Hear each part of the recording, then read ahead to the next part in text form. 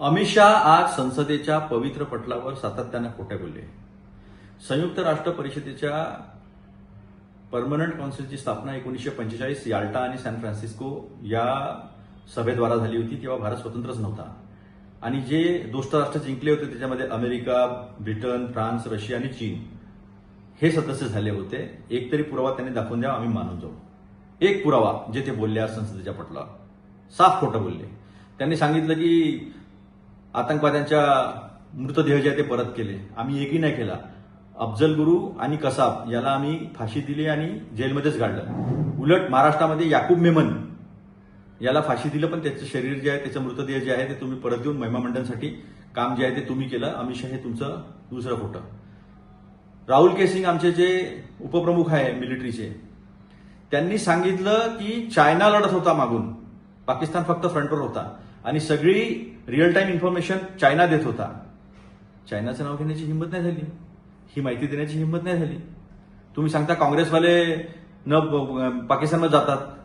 मनमोहन सिंग साहेब 10 वर्ष प्रधानमंत्री होते, त्यांचा जन्म पाकिस्तानामधला आहे, पण ते कधी पाकिस्तानमध्ये गेले नाही.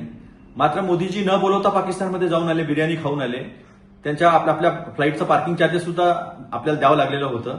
शपथविधीमध्ये सुद्धा नवाज शरीफला बोलवणारे नरेंद्र मोदीजी आम्हाला सांगणार. हुरियत कॉन्फरन्स ही सर्वात जास्त चर्चा जी आहे ती अटल बिहारी वाजपेयी यांनी केलेली आहे. सर्वात जास्त सुषमा स्वराज हे लपवलं. हुरियत कॉन्फरन्स बरोबर काँग्रेसची चर्चा केलं असं तुम्ही म्हटलं, बरोबर आहे. अटल बिहारी वाजपेयींनी सर्वात जास्त चर्चा केली त्याने सांगितलं तुम्ही. यासिन मलिक सोबत हातात हात घालून, गळ्यात गळे घालून, बुके देऊन कितीतरी चर्चेसोबतचे फोटो त्यांचे आहे. सुषमा स्वराजजी यांनी चर्चा केलेली आहे. आतंकवादी हल्ले सांगितले तुम्ही, पण देशाच्या संसदेवर झालेलं नाही सांगितलं, अक्षरधामवर झालेलं नाही सांगितलं.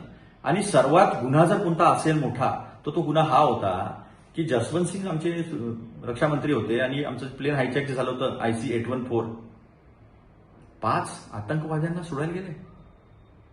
अझर मसूद आणि इतर जे मुल्ला आहेत त्यांनी जे अटॅक केले आतापर्यंत त्याच्यामध्ये ते इन्व्हॉल्व असलेले हे सगळे लोक सोडून आले. हे सोयीस्कररित्या सोडून दिलं सांग ना तुम्ही. आणि सगळ्यात मोठा गुन्हा जर कोणता असेल तर ISIला, ज्या ISIनी पठाणकोटवर, उरीवर सगळीकडे जे हल्ले केले, टेररिस्ट फॅक्टरी ISI, त्याला तुम्ही इन्व्हेस्टिगेशन करण्यासाठी पठाणकोटमध्ये बोलवलं, ते सोयीस्कररित्या सोडून दिलं. मग इथं स्पष्टपणे दिसते की जर कोणी माघार घेतली असेल आणि जर कोणी या देशासोबत गद्दारी केली असेल तर ते तुम्ही आहे, आम्ही नाही.